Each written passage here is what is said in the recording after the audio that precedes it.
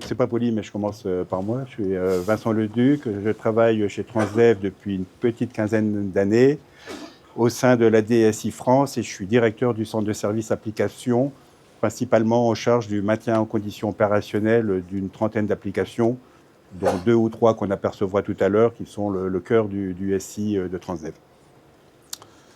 Et moi, je me nomme Cyril Benel, donc analyste SI exploitation au sein de la DSI métier. Ça fait à peu près 13 ans que je suis dans le groupe, mais je suis un bébé SI finalement, puisque ça ne fait que 2 ans, alors je marche à peine, dans le domaine de la SI. J'ai un passif très métier.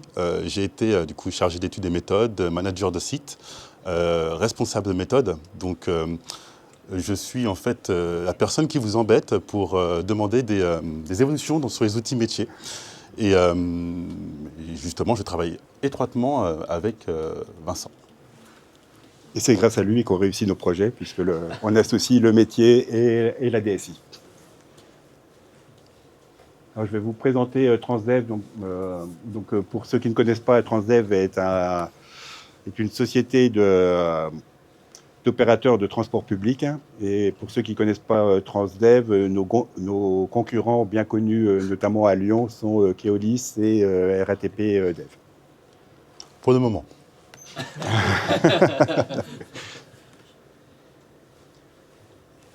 Donc notre raison d'être, c'est de permettre à chacun de se déplacer chaque jour grâce à des solutions sûres, efficaces et innovantes au service du bien commun.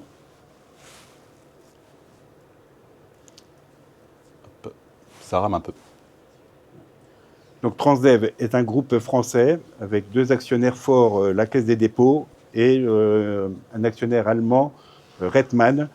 Leur activité principale, c'est l'équivalent de Veolia en France. C'est le grand concurrent de Veolia dans le monde entier. Et ils ont une branche transport et donc ils sont actionnaires de Transdev déjà depuis une petite dizaine d'années. Nous avons un chiffre d'affaires d'environ 10 milliards. Nous sommes implémentés dans 19 pays. On est un peu plus de 100 000 employés. Le chiffre est un petit peu faussé, sachant que sur les 100 000, il y a environ 80 000 conducteurs. Et nous travaillons avec 16 modes de transport. Donc les plus connus sont bien sûr les bus, les cars, les tramways et le train, mais nous faisons aussi un peu de bateau. On fait un peu de vélo et d'autres transports plus ou moins exotiques. Donc la carte du monde qui représente où est implanté Transdev.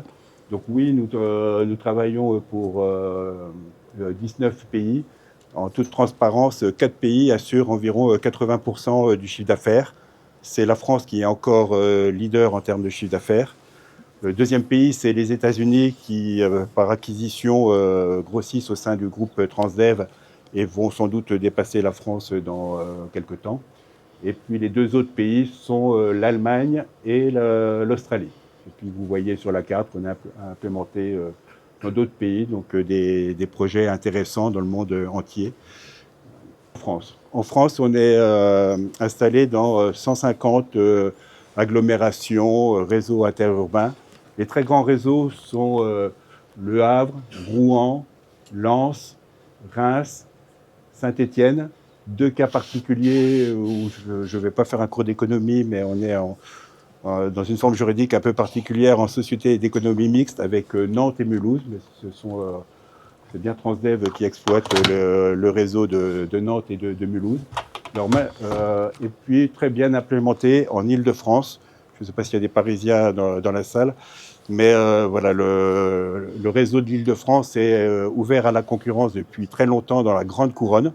Donc Transdev est très bien implémenté dans la Grande Couronne parisienne. Depuis une dizaine d'années, il y a de la concurrence dans ce qui s'appelle la Petite Couronne. Et depuis 2 ou 3 ans, il y a de la concurrence dans j'ai perdu le terme, le réseau Optile, donc vraiment la très petite couronne parisienne. Et bientôt Paris Intramuros. Et je reviendrai sur les pépites 2025 dans quelques secondes. Et malheureusement, on n'est pas implémenté à Lyon. Mais on est quand même dans le secteur pour, si j'ai entendu qu'il y avait d'autres Lyonnais que moi dans la salle, les quarts du Rhône sont aujourd'hui exploités par Transdev. Donc, quand vous prenez la ligne qui va à Villefranche, qui va à Vienne, vous utilisez Transdev sans forcément le savoir.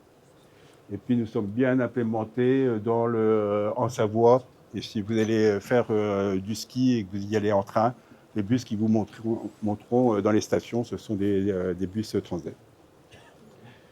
3 pépites sur 2025-2026. On a fait notre première ligne maritime en Bretagne, vers Vannes, Quiberon. Donc quand vous allez sur la presqu'île de Quiberon et que vous prenez le bateau, c'est un bateau exploité par Transdev. Une pépite en région parisienne, vous avez peut-être entendu parler en fin d'année du câble, qui est le premier téléphérique en France en termes de distance. Je crois qu'il fait plus de 5 km.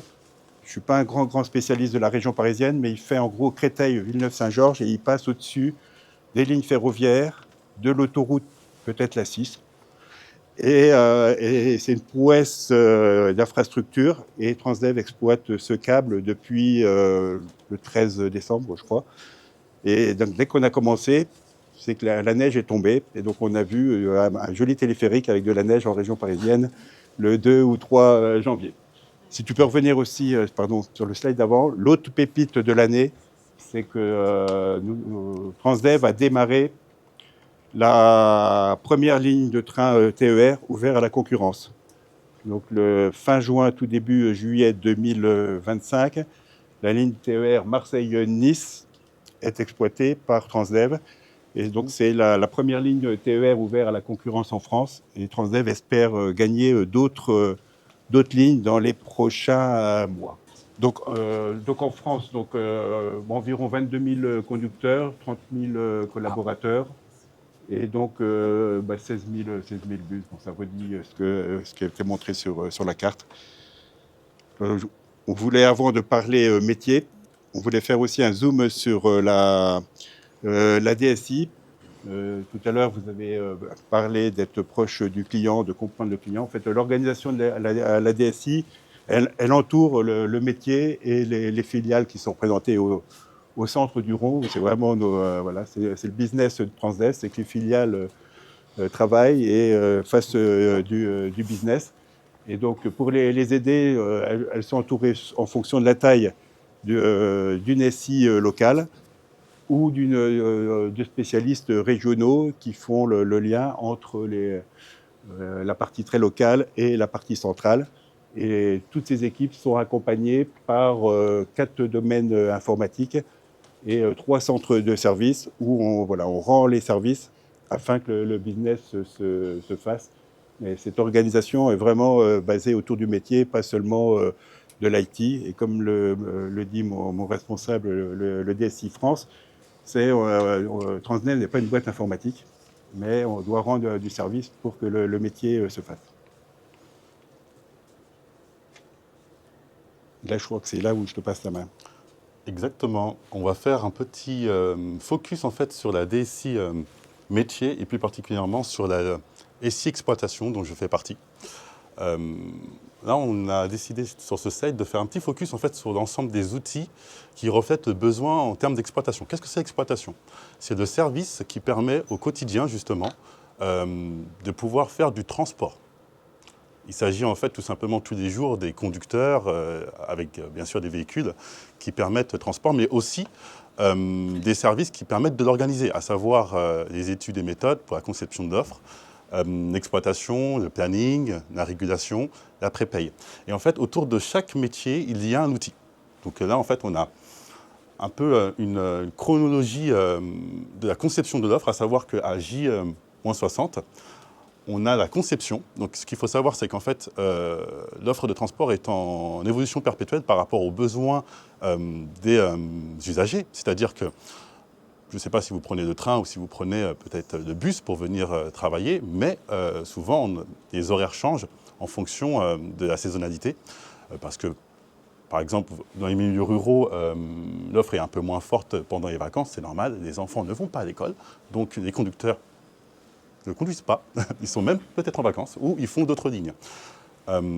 Ensuite, après la conception, il y a justement une partie un peu plus réelle, donc la conception des plannings au réel, donc via Mobile Planning. Et ensuite, il y a toute une déclinaison des outils justement par rapport aux besoins métiers, à savoir que comment on fait pour donner l'information, c'est de SAIV, le système d'aide à l'exploitation et à l'information voyageur. Comment on fait dans le cas où il y a malheureusement des incidents, comment on tient la main courante. Solide, en fait, c'est pour les remontées terrain justement en termes du haut et de KPI. Et ensuite, comment on les paye, nos conducteurs. C'est-à-dire comment on transforme finalement les journées en pré-paye, donc via les outils. On va faire un focus justement sur deux des outils qui sont Théo et Mobile Planning. Donc qu'est-ce qu'est Théo? C'est en fait un acronyme. Ce sont les techniques d'élaboration de l'offre. Et Mobile Planning, en fait, c'est notre outil de conception des plannings au réel. Et justement, notre partenaire, qui est Eurodécision, via justement la technologie proposée via les algorithmes, nous permet en fait d'être beaucoup plus performant dans les propositions qui sont faites. Quand on va parler de conception de l'offre de transport, on va parler finalement des réponses à appel d'offres. On va parler aussi des plannings théoriques qui vont nous aider à construire les budgets d'entreprise. On va parler aussi des changements de stratégie. Par exemple, si on a des discussions avec nos IRP et qui nous proposent tiens, Cyril, est-ce qu'on peut rajouter 5 minutes à la fin de chaque service parce qu'en fait, il y a une tension au niveau de notre personnel de conduite. On va pouvoir créer des études et optimiser via justement notre outil T-Optime. Et ensuite, on en parlera un peu plus précisément sur l'aspect planification, où on peut faire de la proposition de conception de planning. Avant que tu rentres dans le détail, ce qui est intéressant dans ce schéma-là, c'est en tant qu'usager du transport, on n'imagine pas qu'il y a des personnes qui ont réfléchi ou des algorithmes qui ont travaillé pour que le bus que vous prenez le matin à 7h15 soit présent. Et ici, c'est écrit J-60, parfois c'est beaucoup plus, notamment dans les grandes agglomérations, ça peut être presque un an à l'avance. Et comme je vous l'ai dit tout à l'heure, Transdev débute en France dans le monde du rail. Le rail, c'est que les créneaux horaires, il faut les prévoir 3 ans à l'avance.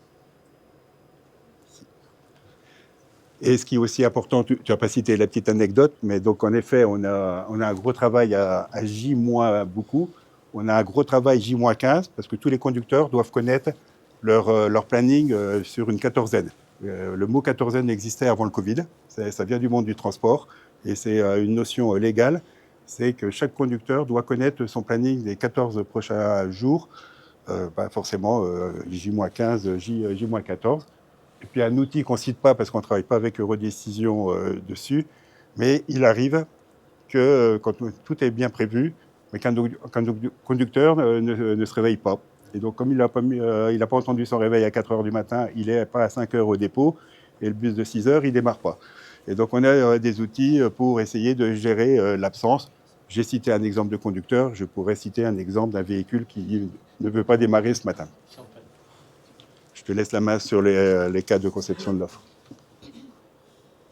Alors, un peu plus largement, et je pense que tu pourras aussi, pareil, agrémenter mes propos, on voulait insister aussi sur notre partenariat avec Eurodécision. Vous vouliez déjà les remercier, puisque c'est un partenaire de longue date, notamment alors, sur la partie de conception de l'offre de transport, donc de l'optimisation de nos services véhicules et agents.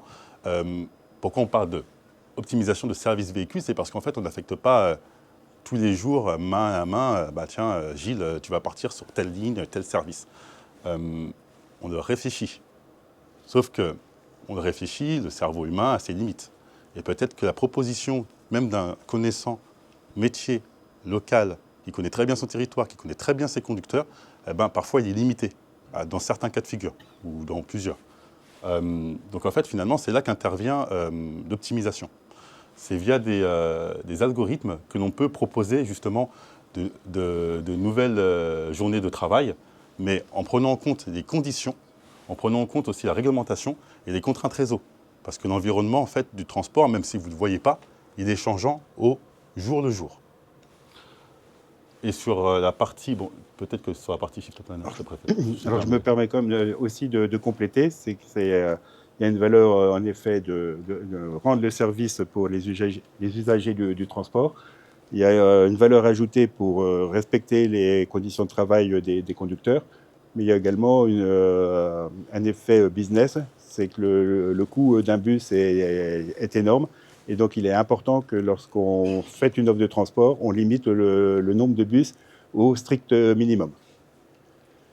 Et le deuxième outil sur lequel nous travaillons avec Redecision, donc depuis un tout petit peu moins longtemps, j'avoue que je n'ai pas fouillé, je ne suis pas sûr de ce qu'on a mis. J'ai mis une dizaine d'années, j'avoue que je ne sais pas si c'est 8, si c'est 12. C'est sur la deuxième partie de l'outil, parce que ce que décrit très bien Cyril, la conception de l'offre reste théorique. C'est qu'il y a un bus sans numéro, il y a un agent sans connaître que si c'est Cyril ou Vincent qui va conduire le bus. À un moment donné, à environ J-15 jours, il va falloir décider quel bus il faudra prendre et est-ce qu'il faut affecter Cyril ou Vincent. Non, Cyril, il a déjà travaillé, il a fini sa journée hier à 23h, il ne va peut-être pas conduire le bus à 5h du matin. Et donc, on a un outil qui permet une aide à la décision pour que le responsable du site puisse affecter le bon bus et la bonne personne au bon service. Et ça paraît simple quand on a dans notre tête une ligne, un bus. Certains réseaux ont une centaine de lignes et des centaines de bus. Et donc, il faut une aide à la décision. Et donc, l'outil que l'on utilise nous permet de respecter quelques contraintes. La liste n'est pas totalement exhaustive, mais l'objectif, c'est de rendre le plus de services possible, qu'il y ait le plus de bus qui sortent. Le deuxième, c'est d'équilibrer le compteur de tous nos conducteurs. C'est pas logique que Cyril travaille 37 heures cette semaine et que Vincent travaillerait que 22 heures. Ça me plairait bien, mais bon, c'est pas la logique. Je suis plus jeune. Et également satisfaire la préférence des conducteurs. C'est que les conducteurs peuvent émettre des préférences. Moi, je préfère travailler le matin parce que j'ai des contraintes l'après-midi. Je préfère travailler systématiquement sur la ligne numéro 2 parce que je la connais par cœur et tout. Donc, elle va émettre des préférences et on va essayer de les respecter. Par contre, on va essayer d'être juste, c'est qu'on ne va pas respecter mes 5 conditions à moi et 0 à Cyril. Donc, on va essayer d'équilibrer sur le fait qu'on respecte les choix de Cyril et mes choix. Et donc, aujourd'hui, ces deux solutions cette solution existe dans 2 très grands réseaux chez Transdev. C'est Rouen, plus de 1000 conducteurs. Et c'est sur Saint-Étienne. J'avoue que je ne sais plus combien il y a de conducteurs à Saint-Étienne, mais ça reste plusieurs centaines de conducteurs. Et c'est une solution qui est utilisée au quotidien et qui fonctionne. Et qu'on va déployer dans quelques semaines dans le réseau nord-est de Paris. Je crois que vous êtes parisien, c'est ce qui s'appelle la vallée de l'Ourcq. C'est le nord-est de Paris, je crois, les Lilas, la Villette, nord-est de Paris. Et comme on en est content, on a bon espoir de continuer de travailler et de l'implémenter dans d'autres réseaux.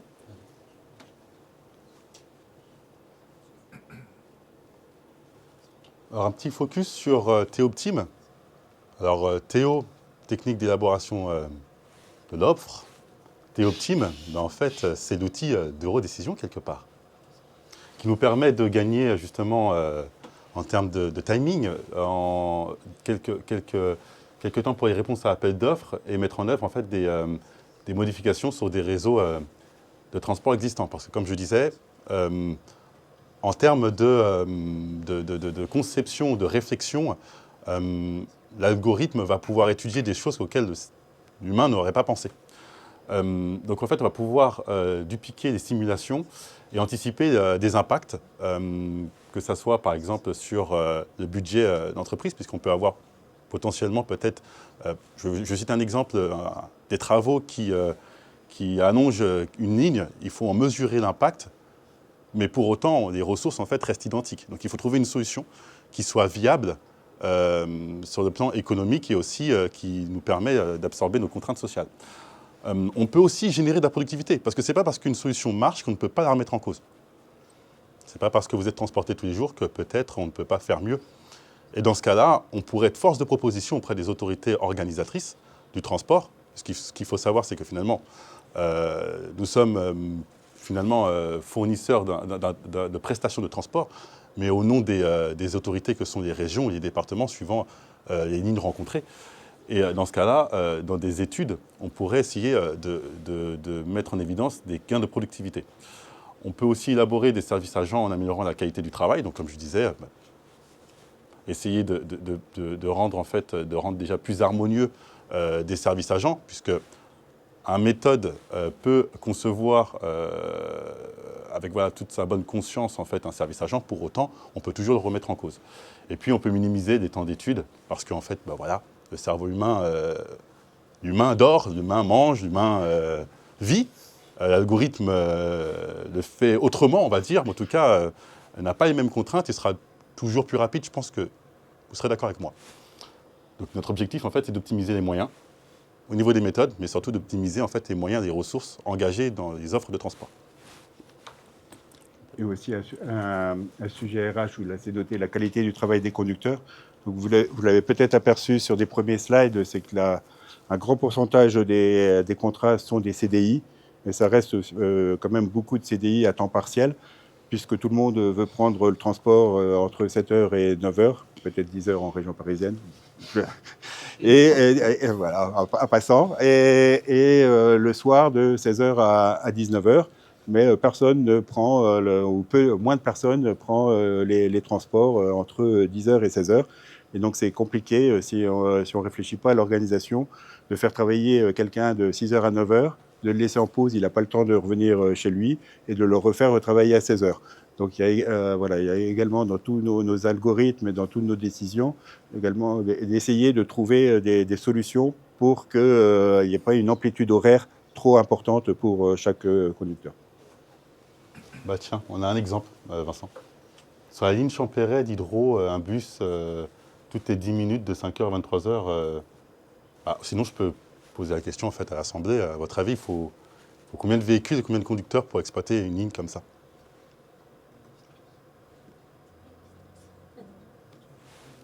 Vous ne savez pas? Cyril non plus, il n'a pas la réponse. Hein. Je vous rassure. Mais en fait, nous, on sait qui a la réponse. C'est l'IA d'Eurodécision. Mais ça montre bien, en dehors du bon mot, ça montre bien en fait, la complexité. Mais voilà, une ligne. Peut-être qu'il y a quelques bus qui peuvent rouler de 5h à 23h, mais vous imaginez bien qu'il va falloir changer de conducteur à un moment donné.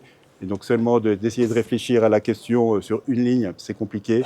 Et donc vous imaginez un réseau qui a 10, 15, 50 lignes. Il faut des algorithmes pour nous aider à prendre les bonnes décisions.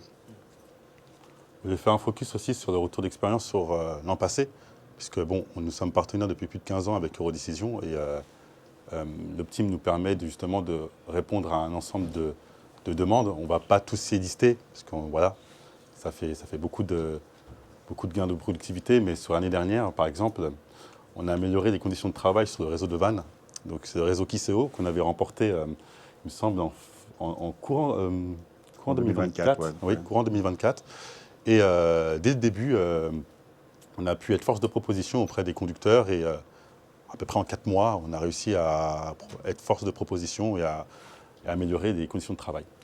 On a aidé aussi à la réponse à l'appel d'offres d'une des vitrines en fait, de Transdev en France, qui est le réseau de Rouen, sur plus particulièrement en fait, l'offre interurbaine. Ce qu'il faut savoir sur les offres interurbaines, c'est que ce sont souvent des lignes scolaires, des lignes régulières, donc vous pouvez en prendre un titre de transport, mais avec des enfants. Donc ce sont des lignes en fait, qui vont essentiellement fonctionner aux heures scolaires, qui n'existent pas pendant les vacances scolaires ou les jours fériés.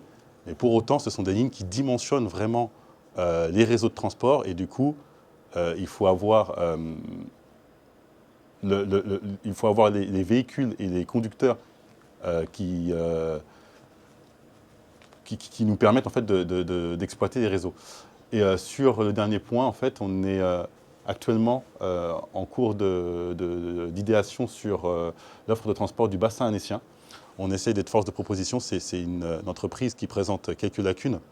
Et fin d'année, on a sollicité Maxence, qui n'est pas présent aujourd'hui, mais qui nous aide beaucoup. Et l'étude n'est pas finie. mais on a déjà apporté des premiers points qui sont vraiment très encourageants. Et un vrai sujet géographique aussi, parce que l'organisation Transdev est une organisation d'un grand groupe, donc parfois un peu compliquée, mais également on a des clients, les autorités organisatrices, qui sont parfois divergents, et notamment oui, c'est la Haute-Savoie, là, oui. Par exemple, je travaille actuellement sur le réseau d'Évian et Thonon, c'est deux maires qui ne se parlent pas, hein. Donc, qui donne des directives contradictoires sur l'offre de bus qu'il nous faut. Et donc, Transdev essaye de se positionner pour essayer de proposer quelque chose qui convienne au maximum.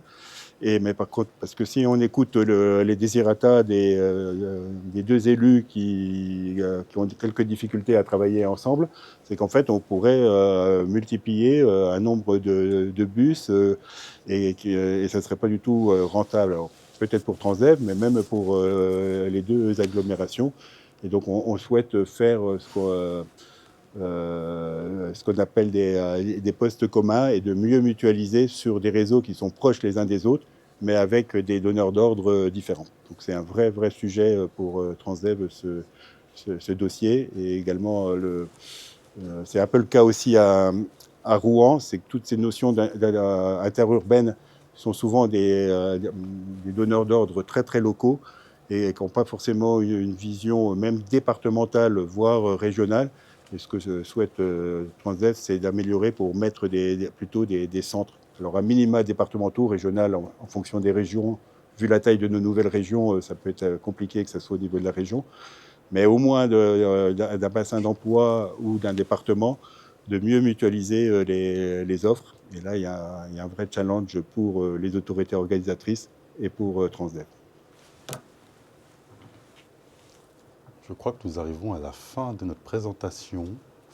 Y a-t-il peut-être certainement des questions sur le sujet du transport en commun, de l'engagement d'Eurodécision et notre partenariat avec eux? J'ai une petite question. Je ne sais pas si on m'entend, mais du coup, déjà, alors merci pour ce témoignage. J'avais une petite question sur la gestion des plannings des chauffeurs. Je me posais la question, comment on faisait avant les solutions qu'on a déployées chez vous? Comment est-ce que vous faisiez pour concevoir un planning justement avec des réseaux qui ont certes évolué, mais j'imagine que ça fait quand même un certain temps que vous construisez des plannings de chauffeurs. Comment est-ce qu'on fonctionne sans ces outils-là? Est-ce qu'on peut le faire raisonnablement aujourd'hui? Alors, sur des réseaux de la taille de Rouen, Saint-Étienne, je pense que c'est plus possible de le faire à la main.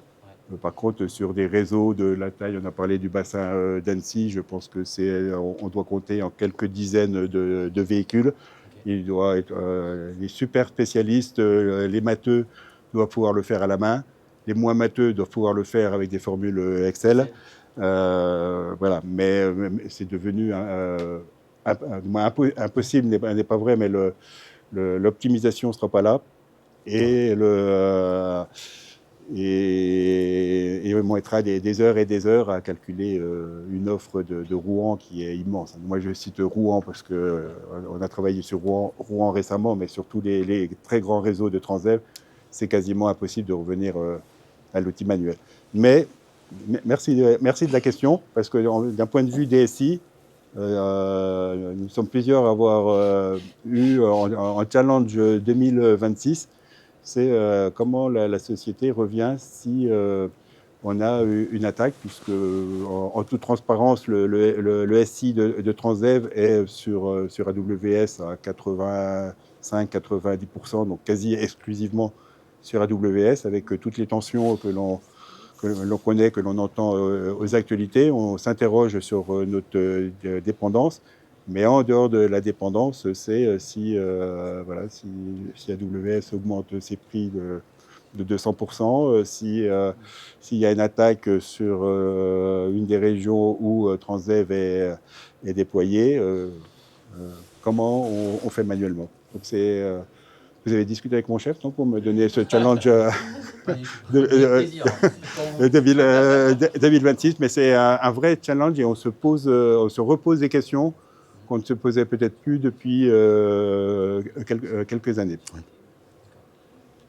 Merci beaucoup pour cette réponse. Je vous en prie.